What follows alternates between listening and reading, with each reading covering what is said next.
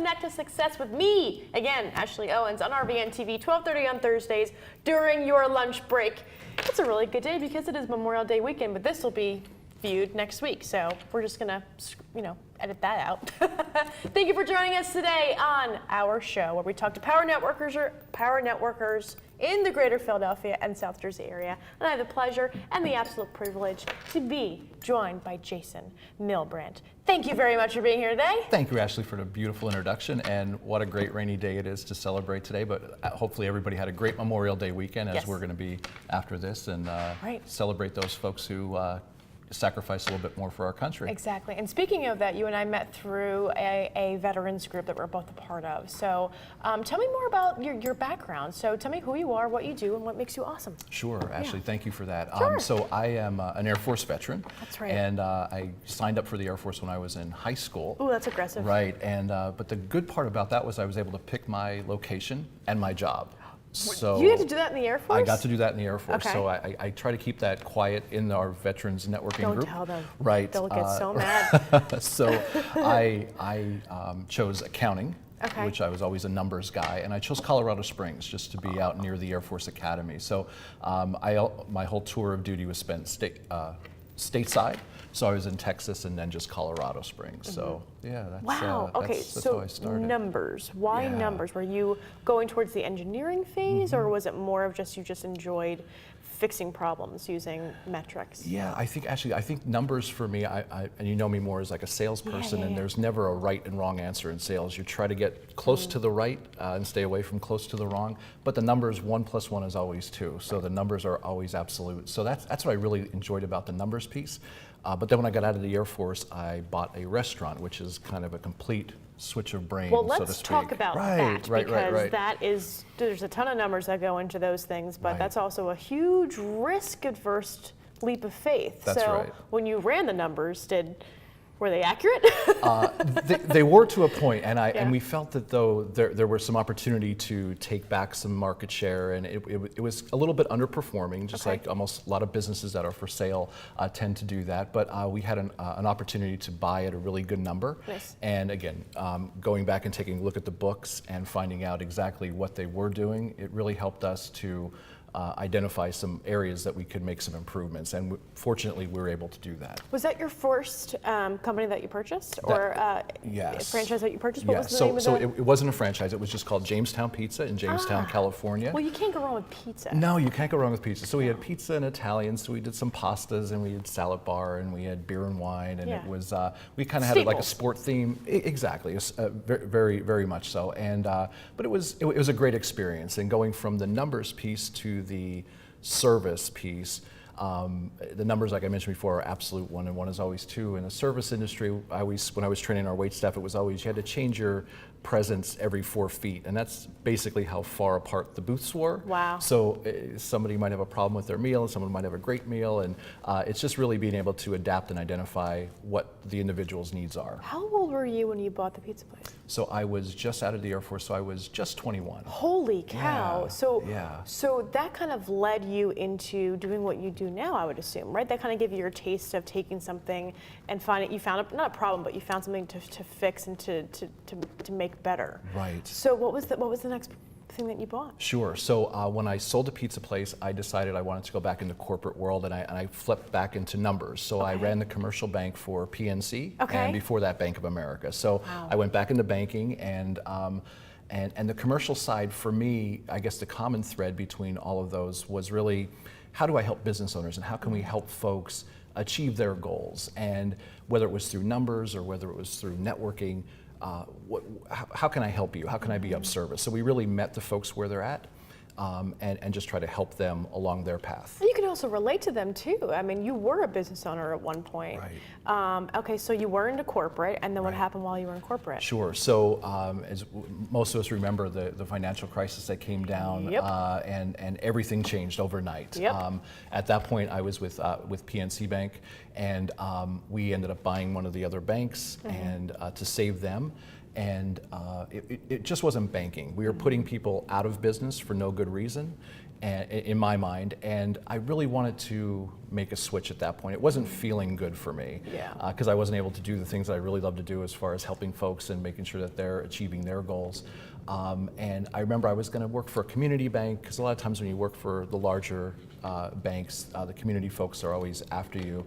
And I remember one time my wife said to me, you know, forget about where you want to work, what do you want to do? And I said, you know what, I really love helping business owners achieve their mission, values, and goals. And that's how Franchise 123 came about. I bought a company that helps people buy franchise companies. Wow. Okay. Yeah. So how long ago was that? That was like right around 09, 10. Wow. Yeah, so okay. So this isn't just like something that just recently happened. Right, You've been doing this, but it seems like the path that you took to get there was extremely methodical, whether you realized it or not, right? You needed the structure, you needed the balance, which is why you joined the armed forces, right? And then from there, you took a leap of faith into a service industry, which is extremely difficult because it was a restaurant. Right. But I feel like you learned the best skills up front very quickly that catapulted the decision that you made, which you've stayed in for so long, and you moved forward effectively without really having. We did the corporate thing, so you saw both ends of the spectrum. Right. So you've got experience on both ends.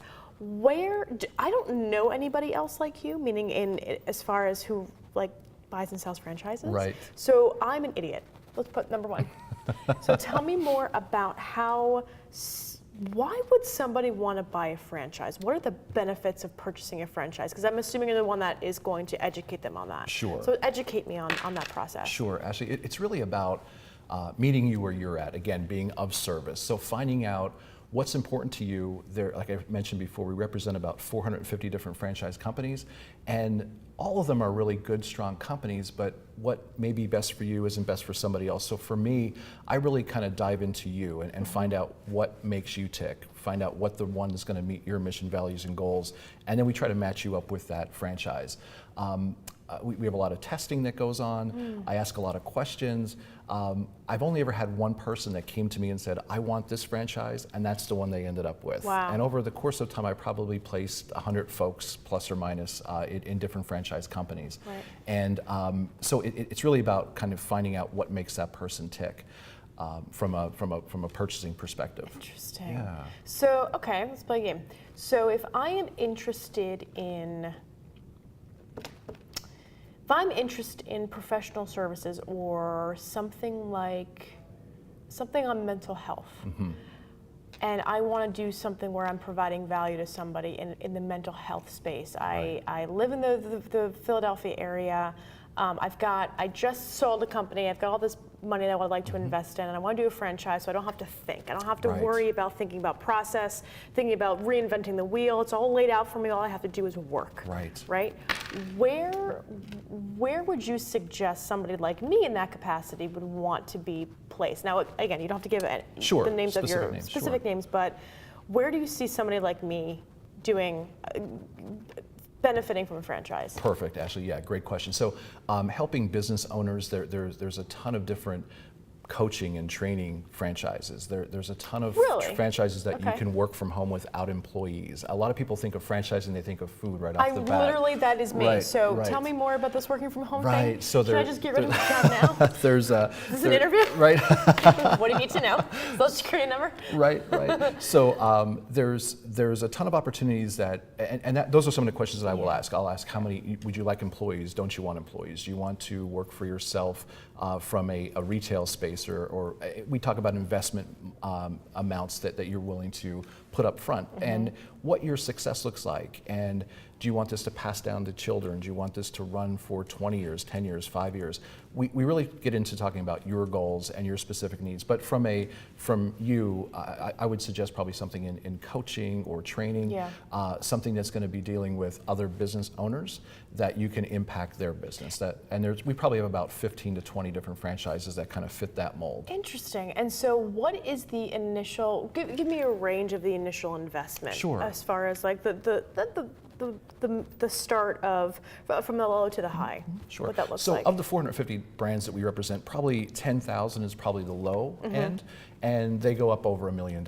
Yeah. But I would say about half of the franchises we represent are under 50,000, and we probably have about 40 to 70 that are under that $25,000 investment range. Again, it really goes back to what's going to work best for you.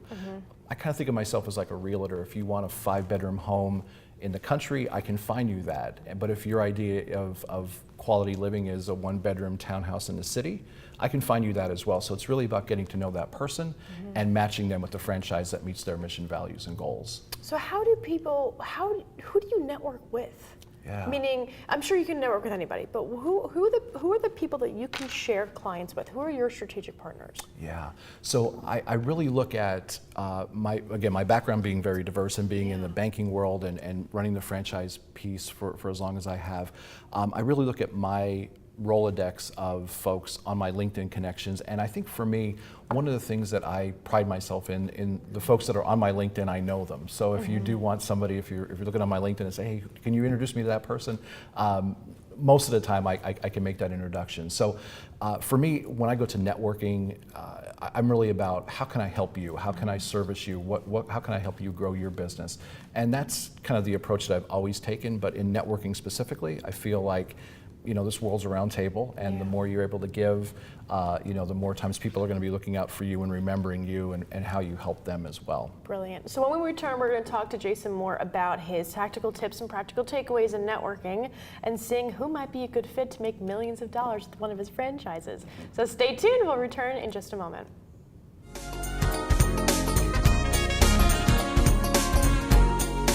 RVN TV is a platform for people of any industry to share their story. Over 285,000 viewers are tuning in to RVN TV shows monthly. We guarantee a great experience that you'll be sharing with everyone you know while increasing your personal and company's brand awareness. But what is your brand? According to Forbes, it's a combination of your logo, your product, your design and feel, and your personality. Did you know that aside from being a guest, we offer even more opportunity to boost your brand? Adding your company logo and website on screen during your interview will allow viewers to recognize your brand instantly. Incorporating images and video clips is another great way to showcase your product during your live segment. Let viewers see how good you really are. And most importantly, there's you and your interview.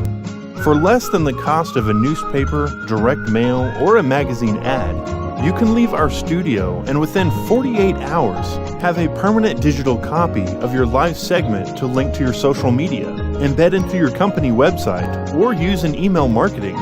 Investing in your brand is so very important, and we can't wait to have you as a guest. Guys, welcome back to Connect to Success with me, Ashley Owens. We got Jason Milbrandt here, so we're talking about taking over the world one franchise at a time. We went into a little bit about networking. So your big thing is giving back. Where do you think now for you, so tell me more about the other businesses that you own. Sure. So I also actually I bought a couple franchise companies. So a lot of times so you practice what you preach, perfect. I practice what I preach. So I can also say I actually wrote the check and bought into a franchise. And I own a Money Mailer franchise and another franchise called BirthdayPak. And there's some common threads between those two. But for me, it was really about finding the franchise to meet my mission, values, and goals, which was how can I impact local businesses, help them grow their business through marketing services, and those were the two that really kind of hit home with me. Nice. Tell me more about BirthdayPak. So BirthdayPak, love BirthdayPak. We're up to 22 franchise owners across the country right now, and I've also taken a role a little bit more in depth with them as being their go-to franchise broker person as well. Nice. And what we do is we celebrate women celebrating their birthday. So they get a big oversized birthday card, come addressed to you. And inside that card are 8 gift cards for things that you would love to get for your birthday. So restaurants, salons, massage. So it's really just for women. And so our goal is to send out, we send 1,000 in each zone. And for example, I live in Berks County and we have 4 zones in Berks County. So 4,000 go out every month. And it's a lot of fun. I get a ton of response back from women. How did you know it was my birthday? How did you know I like these restaurants? How did you know this was my salon? And it's just it's a celebration, and it's really nice. It's a really great product. So, if my sister's birthday's coming up, I can get her this birthday card, and it automatically I can add in the things that she likes, or do I have to sign up for the birthday card, for the birthday pack subscription, and it comes to my house? Right. How so does that work? The best thing about it is it comes free to our audience. So we determine who our audience is. So we have an age group that we go to, and an income level that we try to maintain. Interesting. And that's how we decide who's going to receive the birthday pack. When you do receive one, it does say refer a friend. And you can click on that button and send us their email, and then we just kind of vet them out to make sure they fit our demographic. Is it free money? Is it free money? It's basically free money. Yeah, it looks like gift cards. So my customers are the restaurants and the salons and the painting with a twist, those sorts of things.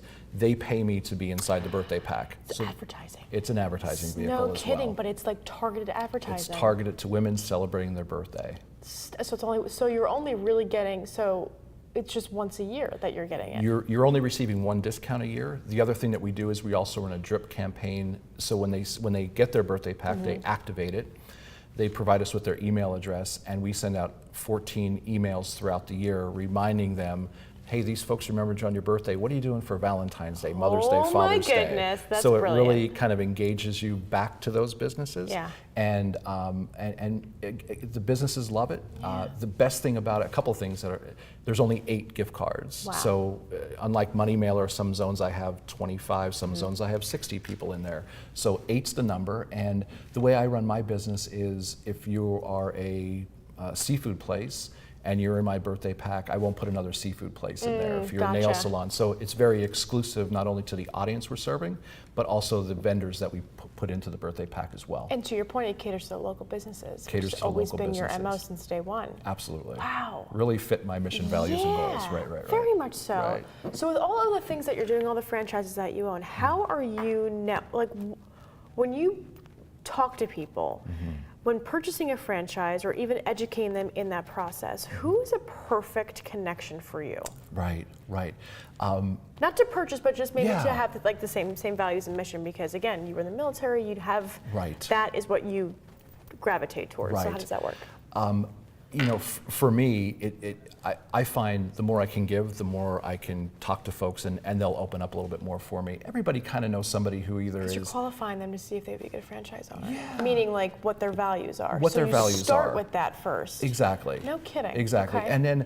And how can I help you? So and no matter what that is, my goal is always to, if I can help 2 or 3 people per day, that's what makes me feel good. That's what makes me go to sleep at night comfortably and gets me motivated for the next morning, whatever that looks like.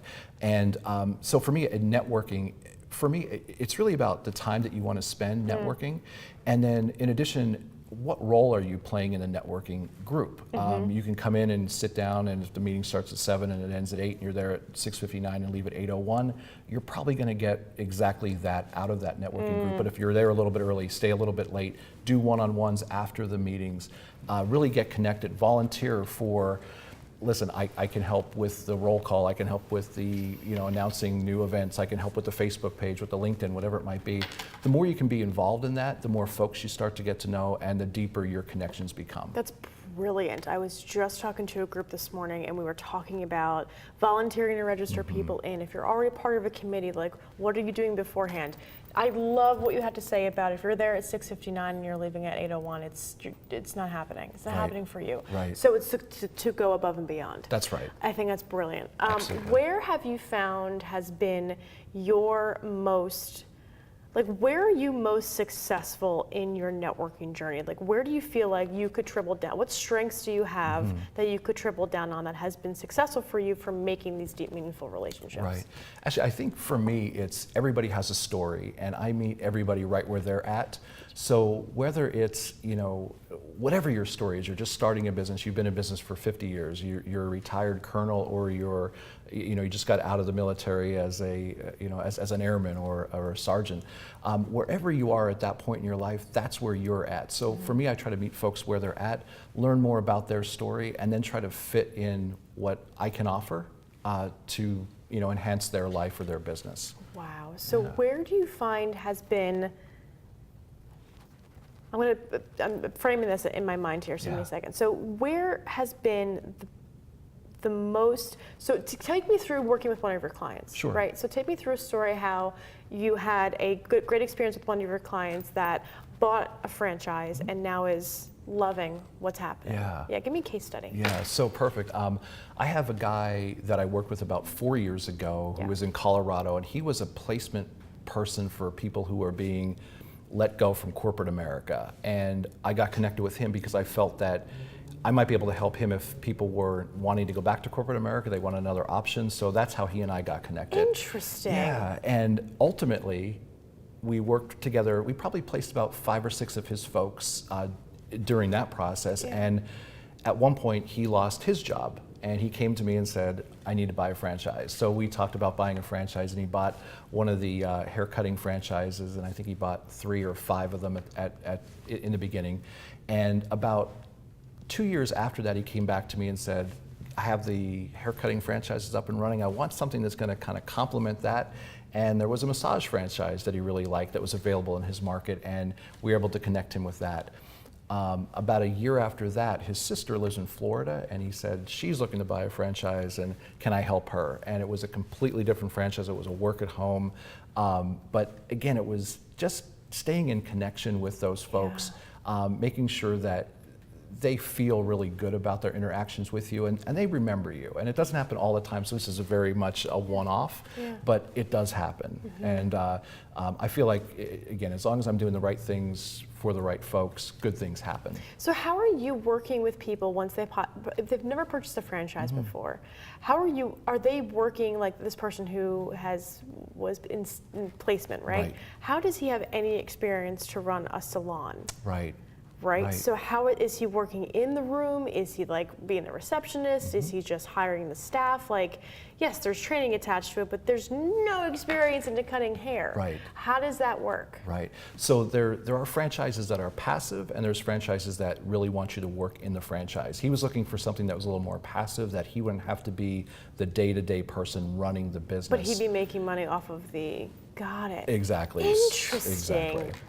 Exactly. So he would hire the stylist, he would hire the folks to come in and find the locations and things like that. But he would be the business owner and running the business, not so much being the day-to-day person actually accomplishing the cutting hair and things like that. The services attached to it. Exactly. Interesting. You're making my wheels turn a little bit faster. I'm like, can I dip into my savings? But so in networking too for you, what do you think people do the worst? I would say, I think, again, for me, it's really about listening to what's going on in that networking group, right? We have one that Ashley and I share in, we talk about, how can I help you? How can you help me? And a lot of times it's, just for example, if I'm somebody who mows lawns, I can help you if your grass is high, I can come out and cut your lawn. And how you can help me is if your grass is high, I can come out and cut. So it's like, how can I help you? And really, those are some of the things that I feel like those are kind of some of the bad things that happen within networking. But listen, again, you meet that person right where they're at, and kind of help and coach those folks to, maybe it's the first time they're speaking. Again, everybody has a story, so find out where they're coming from that day or that moment, and really try to help them help themselves, kind of thing, as far as networking goes. Where did you get your humility from? Gosh. You care so deeply for people. Where did you get that from? I think I've always been of service, and my logo, or my saying from the beginning a little bit was, "What can I do for you?" And I think for me at least, when I have that attitude around living my life, walking this earth, what can I do for you? It just makes everything else kind of easy. And again, I've struggles, I have challenges, but when I do remember that, when I'm really working through that, it really just helps me kind of on my day-to-day journey. No, there's more to that.